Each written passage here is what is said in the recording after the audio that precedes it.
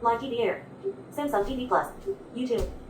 If you can hear this voice every time you use your remote control and you want to disable it because you don't use it, then this is how you do it.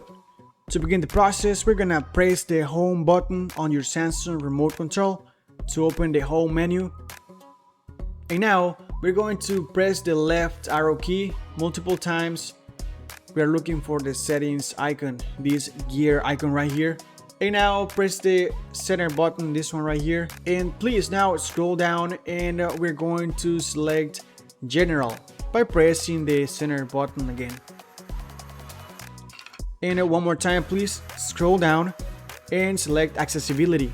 And as you can see right there, this voice is enabled. To disable it, just press the OK button once. And that's how you disable it. Super simple.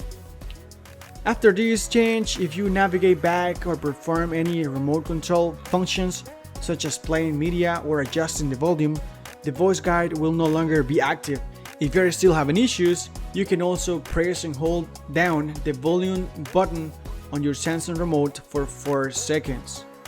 And then you will see the accessibility menu, and from there you can disable the voice assistant as well. If after these steps you still hear the voice every time you do something on the remote, but only when you're watching local channels, you may need to contact your cable service provider to disable this voice assistant within the settings of your cable box.